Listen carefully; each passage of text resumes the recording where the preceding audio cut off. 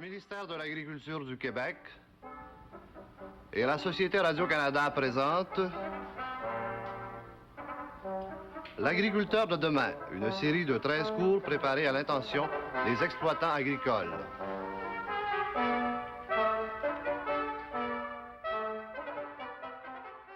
L'agriculteur de demain devra être un homme d'affaires doublé d'un professionnel. Il exigera donc un revenu égal à celui des autres classes de travailleurs qui doivent fournir une somme égale de travail tout en ayant à risquer des investissements aussi considérables. Mais demain, c'est aujourd'hui, et non pas dans 5 ans, 10 ans ou 20 ans. De là l'importance qu'il faut attacher dès maintenant à la rentabilité des exploitations agricoles. Cette rentabilité repose sur plusieurs facteurs, dont un certain nombre ne peuvent être ni contrôlés, ni même influencés par l'agriculteur. Mentionnons comme exemple la température, ou encore la mise en marché et la commercialisation des produits de la ferme, qui est soumise aux règles que lui impose la collectivité, et enfin quelques autres facteurs qui relèvent exclusivement de l'État. Il reste quand même 3 autres grands facteurs que l'agriculteur peut maîtriser de lui-même et qui sont à la base de la rentabilité de son exploitation. Ce sont dans l'ordre le fond de terre ou le sol, l'agriculteur lui-même et le rôle qu'il joue dans son exploitation, et enfin les investissements ou le capital dont il dispose pour exploiter ce domaine. Ces 3 facteurs seront dans l'ordre les sujets des séries de cours prévues pour les années 1967 et éventuellement 1968 et 1969. J'invite donc tous les agriculteurs à suivre ces cours télévisés qui ont été conçus par des spécialistes en fonction de nos agriculteurs de 1967. J'invite également les épouses des agriculteurs, car elles peuvent et doivent jouer un grand rôle dans la gestion de la ferme, à suivre ces cours. J'invite tout spécialement les jeunes agriculteurs à imiter leurs aînés et à suivre ces cours avec assiduité. Ce sont eux, les agriculteurs de demain.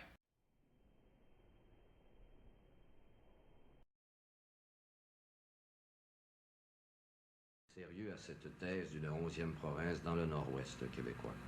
Voici, cette thèse a été élaborée à l'occasion de différentes réunions, mais je crois plutôt que c'est pour attirer l'attention des gouvernements supérieurs sur les problèmes immédiats et sur les problèmes brève échéance et aussi les problèmes à long terme qui sévissent présentement dans le nord-ouest québécois. Le gouvernement envisage pour le nord-ouest une sorte de bureau d'aménagement comme le BAEQ ou un plan ARDA, un plan conjoint avec le nord de l'Ontario. Nous n'envisageons pas un plan aussi complet que le plan du BAEQ. Il y a une enquête qui se tient présentement. Nous avons donné une subvention à cet effet. Mais le plan du BAEQ, il est presque impossible de le répéter dans une autre région. De ce plan, quand même, nous avons reçu des suggestions, et c'est à la suite de ces suggestions que nous appliquons cette politique de décentralisation administrative, de coordonnateur régional et de service à la population dans le territoire même. Il y aura des études qui se feront, au mois, à l'année, au cours des années qui suivront, mais je crois qu'il est temps, à la suite des expériences que nous avons eues du BAEQ, expériences que nous avons reçues aussi d'études qui ont été faites dans d'autres régions, qu'il est temps d'agir immédiatement, et c'est d'ailleurs le vœu de la population, non pas continuer à étudier, mais mettre sur place des structures qui vont servir réellement les cultivateurs de cette région ou la population de cette région. Chambre cet après-midi, le ministre a été la cible de l'opposition. L'Union nationale, par la voix de son ancien ministre de l'Agriculture, propose une série de mesures à partir de l'assurance bétail qui inciterait le propriétaire d'un animal mort ou malade à réclamer compensation de l'assurance plutôt que de vendre moins cher à un charognard. La solution globale est la suivante. D'abord, il faut qu'il y ait un contrôle de la récupération et du commerce des animaux morts ou malades au Québec. Ça, c'est la première chose essentielle. Et ce contrôle sera exercé avec encore plus de certitude s'il existe un système d'assurance bétail que nous discutons depuis au moins 5 ans.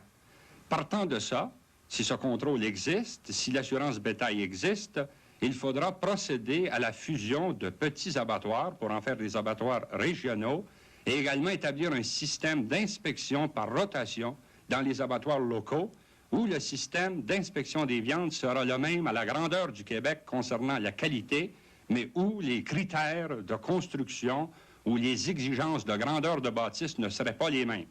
Et enfin, dans tout ce contrôle, dans cette solution globale, il faut réévaluer le propre système d'inspection du Québec, Québec approuvé, le rendre conforme aux exigences Dans d'aujourd'hui. l'intervalle, tout semble indiquer que ce sceau approuvé Québec ne fait plus la convoitise chez les marchands.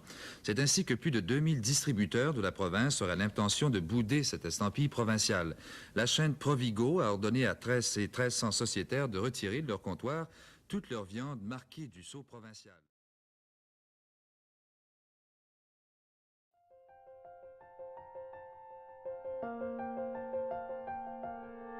Quand tu es député d'un comté, d'abord, tu es la personne la plus importante que les électeurs connaissent. Et quand un électeur a un problème particulier, il cherche à trouver la personne la plus importante qu'il connaît qui peut solutionner son problème. Quand une dame, elle est drôle celle-là, m'écrit « J'étais député à Ottawa », bonjour, M. Vincent, en confiance à vous. Moi, j'ai des voisins qui passent continuellement sur ma pelouse. Comme vous êtes à même les surplus de guerre, pourriez-vous m'envoyer des carabines pour que je puisse protéger mon terrain? Puis en bas de sa lettre, elle marque PS, n'oubliez pas d'envoyer des cartouches. Bien, il faut répondre à ces gens-là. C'est pas facile de lui répondre. Tu sais, comme on dit souvent en politique, n'oubliez jamais que le vote du plus petit citoyen, considéré comme petit, là, qui ne l'est pas en réalité au point de vue électoral, c'est le même vote que le maire de Nicolette, que le maire de Drummondville, que l'évêque de Nicolette.